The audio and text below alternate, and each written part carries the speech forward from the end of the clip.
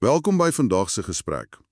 Ons gaan vandag ons gaan 'n bietjie dieper kyk na jou herstel na daardie brachiale arterie-trombektomie. Ons gebruik die instruksies wat jy gekry het, spesifiek van Dr. Weer by Life Eugene Marais. Dis jou persoonlike padkaart, né? O ja, net vinnig voor ons aangaan, die van dis weer.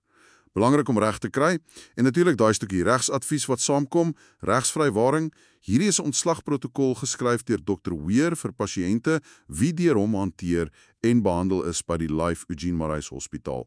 Indien u nie 'n pasiënt is van hierdie praktyk nie, moet u die inhoud eerder bespreek met u eie dokter. Presies. Dis baie belangrik. Ons praat vandag oor wat in jou spesifieke dokumente staan. Dis nie sommer algemene raad nie. Reg, so kom ons sprint weg. Daardie eerste paar dae, jou arm, dis seker die hooffokus. Wat sê die dokter se notas? Ja, kyk, die arm is nou prio 1. Die instruksies is baie duidelik. Jy moet hom hoog hou. Verkieslik hoër as jou hart. Dit help met die swelling en die bloedvloei. Hoor as die hart, okay? Enigiets anders oor hoe jy moet hou? Ja, baie belangrik. Moenie jou elmboog meer as 90 grade buig nie. Hou hom redelik reguit. Sure, okay.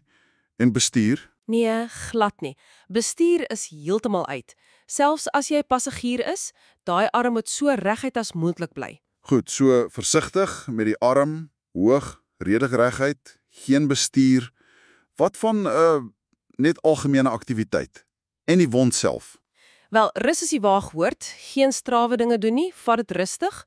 En iets anders wat genoem word is genoeg water drink. Bly gehidreer. Water drink, hoekom spesifiek? Ja, dis nogal belangrik hier. Dit help jou bloed bietjie dunner hou, sodat dit makliker kan vloei. Veral verby daai area waar die klont was. Dit kan help om komplikasies te verminder. Interessant, okay. En die wond? Die wond moet droog bly. Geen stort of bad op daai plek nie. Hou dit bedek met die spesiale absorberende verband wat jy gekry het. En hoe gereeld moet jy dit ruil? Die riglyn sê so elke 3 tot 5 dae, maar, en dis belangrik, as jy sien hy word vinniger sopnat, Ja. dan moet jy hom dadelik vervang en jy moet die spreekkamers bel. Laat hulle weet. Goed, so wees op die uitkyk daarvoor en geen druk op die wond nie, neem ek aan? Presies, geen druk of spanning op daai area nie. Reg. Nou die medikasie, dit klink altyd na 'n belangrike deel, seker nogal streng. Absoluut, jy moet jou bond staan. Die protokol is baie duidelik, neem dit presies soos dit voorgeskryf is. Dis dikwels 'n kombinasie, jy weet, iets soos 'n antiplaatjiemiddel, soos aspirien, wat keer dat plaatjies saamkoek, saam met clopidogrel. Dis nog een. En as jy klaar op bloedverdunners was, Ja, goeie punt. As jy voor die operasie al op iets soos warfarin of rivaroxaban was, daai is antikoagulante, sê die dokter jy gaan gewoonlik net daarmee aan. dis nogal 'n mondvol pille om te onthou. Dit is, en onthou, jy moet ook aangaan met jou ander chroniese medikasie. Vir bloeddruk, diabetes, cholesterol, alles moet voortgaan. Reg, so dis 'n hele bestuurstelsel op sy eie. Korrek. Dis hoekom daai noukeurige navolging so belangrik is. Alles werk saam vir jou vaskulêre gesondheid. Okay. Wat gebeur as jy onseker is of as iets vreemd voel met die arm of die wond? Is daar spesifieke rooi vlae? Ja, beslis. Die riglyne is baie duidelik hieroor. Enige skielike verandering is rede tot kommer.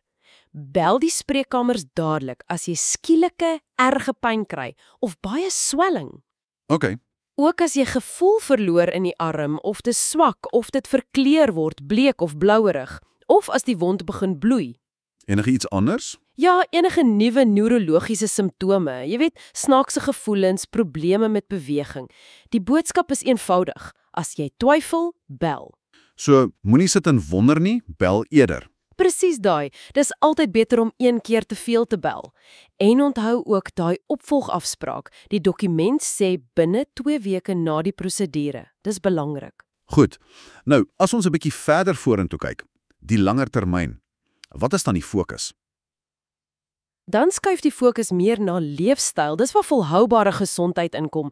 Daaglikse oefening is baie belangrik, sodra die dokter sê dis oukei. Stap, fietsry, swem, dis alles goed vir sirkulasie. En die arm? Wanneer kan jy hom weer normaal gebruik? Jy sal hom geleidelik meer begin gebruik. 'n volle oefenprogram, sê die notas, kan gewoonlik na so 4 weke hervat word. Maar luister na jou liggaam en die dokter se raad. Reg? En ander leefstyldinge. Ja, gewigbeheer is deurlopend belangrik en dan die groot een, rook. Ja. Die protokol noem dit spesifiek essensieel om op te hou. Dis nie onderhandelbaar vir jou bloedvate nie. Hulle stel selfs medikasie voor wat kan help as jy sukkel. Soos Varenicline of Bupropion, ja, ek sien dit hier. Presies. Goed, so, kom ons probeer dit vir jou saamvat. Hierdie spesifieke instruksies gee jou 'n baie duidelike plan. Eerste, wees versigtig met jou arm se posisie en rus. Tweede, daai wond moet mooi opgepas word, presies soos voorgeskryf. Dan die medikasie, geen kort paaie nie. Volg dit noukeurig. Vierdens, wees wakker vir enige waarskuwingstekens en bel dadelik as jy onseker is. En laastens, daai langtermyn fokus op oefening, gewig en absoluut geen rook nie. Ja, en wat vir my uitstaan, is hoe elke klein detail hier, van hoe jy jou arm hou tot watter pil jy wanneer drink, spesifiek ontwerp is as 'n persoonlike padkaart is vir jou herstel, gebaseer op Dr. Weer se riglyne vir jou situasie. Dis 'n goeie manier om daarna te kyk. En miskien net 'n laaste gedagte vir jou om saam te neem. Nou dat jy hierdie duidelike stappe het, wat is een klein praktiese dingetjie wat jy sommer vandag nog kan doen, bo en behalwe net die reëls volg, om hierdie herstelproses aktief te ondersteun? Dalk iets so eenvoudig soos om nou dadelik daai medikasieherinnering op jou foon te stel, of om seker te maak jy kry vanaand 'n goeie, gesonde ete, wat ook help met hidrasie. Net iets om oor te dink.